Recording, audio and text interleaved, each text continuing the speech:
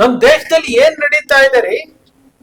ಭಾರತೀಯ ಜನತಾ ಪಕ್ಷದ ರಾಜ್ಯಸಭಾ ಸದಸ್ಯರಾಗಿದ್ದಂತ ಸುಬ್ರಹ್ಮಣ್ಯ ಸ್ವಾಮಿ ಹೇಳ್ತಾ ಇದ್ದಾರೆ, ನರೇಂದ್ರ ಮೋದಿ ಅವರ ಮೇಲೆ, ಈ ದೇಶದ ಪ್ರಧಾನಮಂತ್ರಿಯ ಮೇಲೆ ಆರೋಪ ಮಾಡ್ತಾ ಇದ್ದಾರೆ, ನೇರವಾಗಿ ಆರೋಪ ಮಾಡ್ತಾ ಇದ್ದಾರೆ. ಒಂದು ಚಾನೆಲ್ಗೆ ಕೊಟ್ಟಂತ ಸಂದರ್ಶನದಲ್ಲಿ ಆರೋಪ ಮಾಡ್ತಾ ಇದ್ದಾರೆ. ಅದು ಎಂತಹ ಆರೋಪ? ಏನಾಗ್ತಾ ಇದೆ ನಮ್ಮ ದೇಶದಲ್ಲಿ? ಆಗಿದೆ ನಿಮ್ದು. ನರೇಂದ್ರ ಮೋದಿ ಅವರ ಬಗ್ಗೆ ಪ್ರಶ್ನೆ ತುಂಬಾ ತಪ್ಪಾಗಿದೆ. ಯಾರ್ರೀ ನರೇಂದ್ರ ಮೋದಿ ಅವರು? ಯಾರ್ ನರೇಂದ್ರ ಮೋದಿ ಅವರು? ದೇಶದ ಪ್ರಧಾನಿ. ಅವರು ವಿಶ್ವಗುರು. ಓಕೆ. ಅವರು ವಿಶ್ವಗುರು. ಖಾಲಿ ಪೀಲಿ ಇಂತ ಮೀಟಿಂಗ್ ಗಳೆಲ್ಲ ಅಟೆಂಡ್ ಆಗಲ್ಲ ಅವರು. ಯಾರನ್ನ ನಂಬಬೇಕು, ಯಾರನ್ನ ನಂಬಬಾರದು? ಇದೇ ಸುಬ್ರಹ್ಮಣ್ಯ ಸ್ವಾಮಿ 2014ರಲ್ಲಿ ಏನು ನರೇಂದ್ರ ಮೋದಿ ಅವರ ಬೆಂಬಲಿಸಿ ಭಾರತೀಯ ಜನತಾ ಪಕ್ಷಕ್ಕೆ ಬಂದಾಗ ಅವರ ಬೆಂಬಲಿಗರು, ಅಂಧ ಭಕ್ತರು ಸುಬ್ರಹ್ಮಣ್ಯ ಸ್ವಾಮಿ ಅವರನ್ನ ಕರೆದು ಕಾರ್ಯಕ್ರಮಗಳನ್ನ ಮಾಡಿದ್ದೇನು, ಅವರಿಗೆ ಪ್ರಮೋಷನ್ ಮಾಡಿದ್ದೇನು, ಅವರನ್ನ ಹೊಗಳಿದ್ದೇನು, ಎಲ್ಲವನ್ನು ಮಾಡಿ ಭಾರತೀಯ ಜನತಾ ಪಕ್ಷಕ್ಕೆ 6 ವರ್ಷಗಳ ಕಾಲ ರಾಜ್ಯಸಭಾ ಸದಸ್ಯರಾಗಿದ್ದಂತಹ ಬಿಜೆಪಿ ಎಂಪಿ ಆಗಿದ್ದಂತಹ ಸುಬ್ರಹ್ಮಣ್ಯ ಸ್ವಾಮಿ ಹೇಳ್ತಾ ಇರುವಂತದ್ದು ನರೇಂದ್ರ ಮೋದಿ ಅವರ ವೈಯಕ್ತಿಕ ಜೀವನದ ಬಗ್ಗೆ, ಈ ದೇಶದ ಪ್ರಧಾನಮಂತ್ರಿಯ ಬಗ್ಗೆ ಆರೋಪ ಮಾಡ್ತಾ ಇದ್ದಾರೆ. ಎಷ್ಟು ಸ್ಯಾಟಲೈಟ್ ಚಾನೆಲ್ಗಳು ಇದರ ಬಗ್ಗೆ ಚರ್ಚೆ ಮಾಡ್ತಾ ಇದ್ದಾವೆ. ಇವತ್ತು ವಿಶ್ವಗುರು ವಿಶ್ವಗುರು ಜಗದ್ಗುರು ಜಗದ್ಗುರು ನಂಬರ್ 1 ಸ್ಥಾನದಲ್ಲಿದ್ದಾರೆ, ನಂಬರ್ 1 ಸ್ಥಾನದಲ್ಲಿದ್ದಾರೆ ಅಂತೇಳಿ ಪ್ರಮೋಷನ್ ಮಾಡ್ತಿರಲ್ಲ. ಎಲ್ಲ ಯಾವ್ದೋ ಒಂದು ಸಮೀಕ್ಷೆನಲ್ಲಿ ನರೇಂದ್ರ ಮೋದಿ ಅವರೇ ನಂಬರ್ ಟಾಪ್ ಅಲ್ಲಿದ್ದಾರೆ ಅಂತೇಳಿ ಸಮೀಕ್ಷೆ ಮಾಡ್ತಿರಲ್ಲ, ಆ ವರದಿಗಳನ್ನ ಪ್ರಕಟ ಮಾಡ್ತಿರಲ್ಲ. ಕೊನೆಯ ಪಕ್ಷ ಸುಬ್ರಹ್ಮಣ್ಯ ಸ್ವಾಮಿ ಮಾತನಾಡಿರುವಂತಹ ವಿಚಾರದಲ್ಲಿ ಸತ್ಯ ಇದೆಯಾ, ಸುಳ್ಳಿದ್ಯಾ, ಏನಿದೆ, ಸೃಷ್ಟಿ ಮಾಡ್ತಾ ಇದ್ದಾರ ಅಂತೇಳಿ ಚರ್ಚೆ ಮಾಡ್ಬೇಕಲ್ವಾ? ಈ ಯಾವ ವಿಚಾರನೂ ಚರ್ಚೆ ಯಾಕೆ ಮಾಡೋದಿಲ್ಲ? ಇದು ದೇಶದ ದುರಂತವೋ ದೌರ್ಭಾಗ್ಯವೋ ಗೊತ್ತಿಲ್ಲ. ಅರವಿಂದ್ ಕೇಜ್ರಿವಾಲ್ ಮೊನ್ನೆ ಪತ್ರಿಕಾಗೋಷ್ಠಿಯಲ್ಲಿ ಹೇಳಿದ್ರಲ್ಲ, 2026 ಎಂಡ್ವರೆವರೆಗೂ ನರೇಂದ್ರ ಮೋದಿ ಅವರು, ಅಮಿತ್ ಶಾ ಅವರು ಅಧಿಕಾರದಲ್ಲಿ ಇರ್ತಾರ ಇಲ್ಲೋ ಗೊತ್ತಿಲ್ಲ ಅಂತ ಹೇಳಿದ್ರು. ಆಮ್ ಆದ್ಮಿ ಪಾರ್ಟಿಯನ್ನ ಯಾವ ರೀತಿ ಗುರಿಯಾಗಿಸ್ಕೊಂಡು ಆಮ್ ಆದ್ಮಿ ಪಾರ್ಟಿಯ ಜೀವವನ್ನ ಕಳಿಯೋದಿಕ್ಕೆ ಪ್ರಯತ್ನ ಮಾಡಿದ್ರು. ದೆಹಲಿನಲ್ಲಿ ಅವರ ಮೇಲೆ ಕಳಂಕ ಹೊರಿಸಿ ಆಮ್ ಆದ್ಮಿ ಪಾರ್ಟಿಯ ಅರವಿಂದ್ ಕೇಜ್ರಿವಾಲ್ ಸೋಲೋ ತರ ಮಾಡಿದ್ರು. ಇವತ್ತು ಕೋರ್ಟ್ ತೀರ್ಪು ಕೊಡ್ತು ಆಮ್ ಆದ್ಮಿ ಪಾರ್ಟಿಗೆ. ಅಂತಹ ಅರವಿಂದ್ ಕೇಜ್ರಿವಾಲ್ ಅವರು ಪತ್ರಿಕಾಗೋಷ್ಠಿನಲ್ಲಿ ಹೇಳ್ತಾರೆ, 2026 ಎಂಡಿಗೆ ನರೇಂದ್ರ ಮೋದಿ ಅವರು ಅಮಿತ್ ಶಾ ಅವರ ಕುರ್ಚಿನಲ್ಲಿ ಕೂರಲ್ಲ, ಇರೋದಿಲ್ಲ ಅಂತೇಳಿ. ಇಲ್ಲಿ ಸುಬ್ರಹ್ಮಣ್ಯ ಸ್ವಾಮಿ ಅವರು ಮಾಡಿರುವಂತಹ ಆರೋಪ ಯಾವುದ ರೀತಿ ತನ್ನ ಸಹೋದ್ಯೋಗಿಗಳು, ಸಚಿವ ಸಂಪುಟದಲ್ಲಿರುವ ಸಹೋದ್ಯೋಗಿಗಳು, ತಾನು ಮುಖ್ಯಮಂತ್ರಿ ಆಗಿದ್ದಲ್ಲಿ ಪ್ರಧಾನಮಂತ್ರಿ ಆಗಿರೋವರೆಗೂ ಏನೇನ್ ಮಾಡಿದ್ದಾರೆ ಅನ್ನೋ ವಿಚಾರವನ್ನ ಒಬ್ಬ ಹಿರಿಯ ಸಂಸದ, ಒಬ್ಬ ಹಿರಿಯ ರಾಜಕೀಯ ಪಟು, ಜನತಾ ಪಕ್ಷದ ಸಂಸ್ಥಾಪಕ ಒಂದು ಚಾನೆಲ್ ಅಲ್ಲಿ ಕುತ್ಕೊಂಡು ಮಾತನಾಡ್ತಾರೆ ಅಂತಂದ್ರೆ ಅದರ ಬಗ್ಗೆ ಯಾವುದೇ ಪತ್ರಕರ್ತರು ಇವತ್ತಿನವರೆಗೂ ಬಾಯಿ ತೆಗೆದಿಲ್ಲ. ಇದೇನಾ ಬದ್ಧತೆ? ಇದೇನಾ? ಏನ್ ದೇವ್ರ ನರೇಂದ್ರ ಮೋದಿ ಅವರು? ಏನ್ ದೇವ್ರ?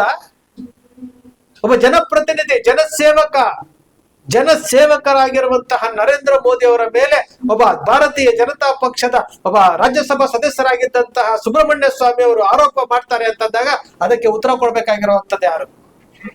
ಅಲ್ಲಿ ಟ್ರಂಪ್ ಎದುರುಗಡೆ ಹೋಗಿ ಸರೆಂಡರ್ ಆಗಿ ಭಾರತ ಟ್ರಂಪ್ ಹೇಳುವ ರೀತಿಯಲ್ಲಿ ಕೇಳುವಂತಹ ಪರಿಸ್ಥಿತಿಗೆ ಬಂದಿದೆ ಅಂತಂದಾಗ ಇದರ ಹಿಂದೆ ಏನೇನ್ ಕೈವಾಡ ಇದೆ ಅಂತ ಯಾರಿಗೂ ಗೊತ್ತಿಲ್ಲ.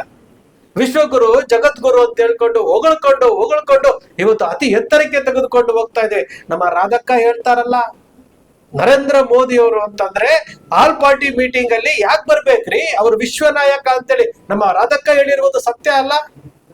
ಅವರು ವಿಶ್ವ ನಾಯಕ, ಜಗದ್ಗುರು. ಅವ್ರೇನೇ ಮಾತುಕತೆ ಇದ್ರು ಅಂತಾರಾಷ್ಟ್ರೀಯ ಮಟ್ಟದಲ್ಲಿ. ಇಲ್ಲಿ ಆಲ್ ಪಾರ್ಟಿ ಮೀಟಿಂಗ್ಗೆ ನರೇಂದ್ರ ಮೋದಿ ಅವರು ಬರಲ್ಲ, ಲೋಕಸಭೆಯಲ್ಲಿ ಉತ್ತರ ಕೊಡೋದಿಲ್ಲ.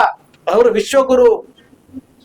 ಇದು ನಮ್ಮ ದೇಶದ ಪರಿಸ್ಥಿತಿ. 12 ವರ್ಷಗಳ ಕಾಲ ಒಬ್ಬ ಪ್ರಧಾನ ಮಂತ್ರಿ ಒಂದು ಪ್ರೆಸ್ ಮೀಟ್ ಮಾಡ್ಲಿಕ್ಕೆ ಆಗ್ಲಿಲ್ಲ ಅಂತಂದ್ರೆ ಇವರಂತಹ ಪ್ರಧಾನ ಮಂತ್ರಿ ಅಂತೇಳಿ ಈ ದೇಶದ ಒಬ್ಬ ಪ್ರಜೆಯಾಗಿ ಕೇಳುವಂತಹ ಹಕ್ಕು ನಮಗಿದೆ.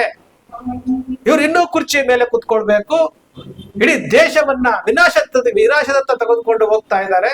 ಇಡೀ ದೇಶವನ್ನ ಇವತ್ತು ಯಾವ ಹಂತಕ್ಕೆ ತೆಗೆದುಕೊಂಡು ಹೋಗ್ತಾ ಇದ್ದಾರೆ? ಇವರಿಗೆ ಕಿಂಚಿತ್ತಾದರೂ ನಾನ್ ತಪ್ಪು ಮಾಡ್ತಾ ಇದ್ದೀನಿ ಅನ್ಸಿದ್ರೆ ಕುರ್ಚಿಯನ್ನು ಬಿಟ್ಟು ಹೋಗ್ತಾ ಇದ್ರು, ಕ್ಷಮೆ ಕೇಳ್ಬಿಟ್ಟು. ಸುಬ್ರಹ್ಮಣ್ಯ ಸ್ವಾಮಿ ಅವರು ಮಾಡಿರುವಂತಹ ಆರೋಪಕ್ಕೆ ಉತ್ತರ ಕೊಡಬೇಕು. ಇಲ್ಲದ ಹೋದ್ರೆ ಸುಬ್ರಹ್ಮಣ್ಯ ಸ್ವಾಮಿ ಅವರ ಮೇಲೆ ಮಾನನಷ್ಟ ಮೊಕದ್ದಮೆಯನ್ನ ದಾಖಲಿಸಬೇಕು.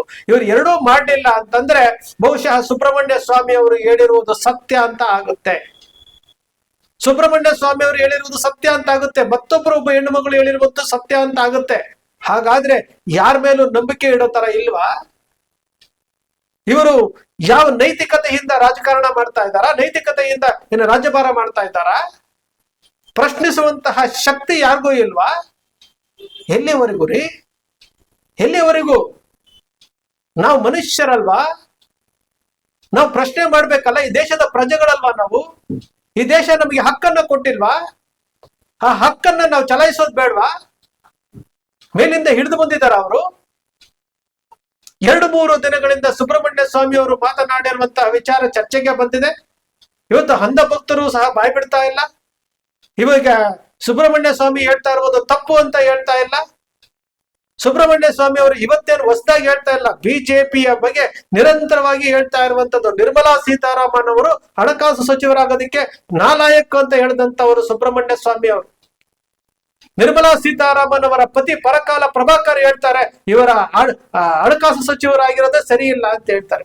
ಆದರೂ ಸಹ ನಾವು ಜೈಕಾರ ಹಾಕ್ತೀವಿ. ನಿರ್ಮಲಾ ಸೀತಾರಾಮನ್ ಅವರು ಲೋಕಸಭೆಯಲ್ಲಿ ಹೇಳ್ತಾರೆ, ಚೈನಾ ನೋಡಿ, ಅಮೆರಿಕ ನೋಡಿ, ಅವ್ರಿಗಿಂತ ನಾವು ಉತ್ತಮವಾಗಿದ್ದೀವಿ, ನಾವು ಸಾಲ ಮಾಡಿರೋದ್ರಲ್ಲಿ ತಪ್ಪೇ ಇಲ್ಲ ಅಂತ ಹೇಳ್ತಾರೆ. ಇದು ನಮ್ಮ ದೇಶದ ಪರಿಸ್ಥಿತಿ. ಇಲ್ಲಿ ಆರೋಪ ಮಾಡಿರುವಂತಹ ಸುಬ್ರಹ್ಮಣ್ಯ ಸ್ವಾಮಿ ಅವರು ಆರೋಪ ಮಾಡಿರುವುದು ಸತ್ಯ ಅನ್ನೋದಾದ್ರೆ ನರೇಂದ್ರ ಮೋದಿ ಅವರು ಉತ್ತರ ಕೊಡ್ಬೇಕು. ನರೇಂದ್ರ ಮೋದಿ ಅವರು ದೇವರಲ್ಲ, ಜನರಿಂದ ಆಯ್ಕೆ ಆಗಿರುವಂತ ಒಬ್ಬ ಸಂಸದರೆಲ್ಲ ಸೇರಿ ಆಯ್ಕೆ ಮಾಡಿರುವಂತ ಒಬ್ಬ ಪ್ರಧಾನಮಂತ್ರಿ. ಪ್ರತಿಯೊಬ್ಬ ಪ್ರಜೆಗೂ ಸಹ ಕೇಳುವಂತಹ ಹಕ್ಕಿದೆ. ಆ ಹಕ್ಕನ್ನ ಈ ಸಂವಿಧಾನ ಕೊಟ್ಟಿದೆ. ಈ ನರೇಂದ್ರ ಮೋದಿ ಅವರು ಯಾವ್ದಕ್ಕೂ ನಾವು ಉತ್ತರ ಕೊಡಕ್ಕಿಲ್ಲ. ನಾನು ಹೇಳಿದ್ದೇ ಸರಿ, ನಾನು ಮನ್ ಕಿ ಬಾತ್ ಅಲ್ಲಿ ಮಾತನಾಡ್ತೀನಿ, ನಾನು ಭಾಷಣ ಓದ್ತೀನಿ, ಪ್ರಾಂಪ್ಟರ್ ಬರ್ದಾರ ನಾನು ಮಾತಾಡ್ತೀನಿ, ಯಾವುದೇ ನೆಗೆಪಾಟ್ಲಾದ್ರೂ ಪರವಾಗಿಲ್ಲ ಅಂತ ಅವ್ರು ತಿಳ್ಕೊಂಡಿದ್ರೆ ಇದು ದೇಶಕ್ಕೆ ಮಾಡುವಂತಹ ಅಪಮಾನ, ಪ್ರಧಾನಮಂತ್ರಿ ಕುರ್ಚಿಗೆ ಮಾಡುವಂತಹ ಅಪಮಾನ.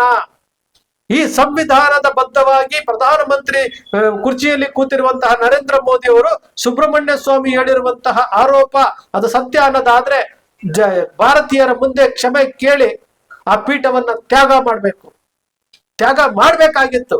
ಈಗಲೂ ಸಹ ನಾವು ಆಗ್ರಹ ಪಡಿಸ್ತಾ ಇದ್ದೇವೆ. ನರೇಂದ್ರ ಮೋದಿ ಅವರು ಸುಬ್ರಹ್ಮಣ್ಯ ಸ್ವಾಮಿ ಹೇಳಿರುವಂತಹ ಆರೋಪಗಳು ಏನಿದಾವಲ್ಲ, ಆ ಆರೋಪಗಳು ಸತ್ಯ ಅನ್ನೋದಾದ್ರೆ ಕ್ಷಮೆ ಕೇಳಿ ಆ ಕುರ್ಚಿಯನ್ನ ಬಿಡ್ಬೇಕು.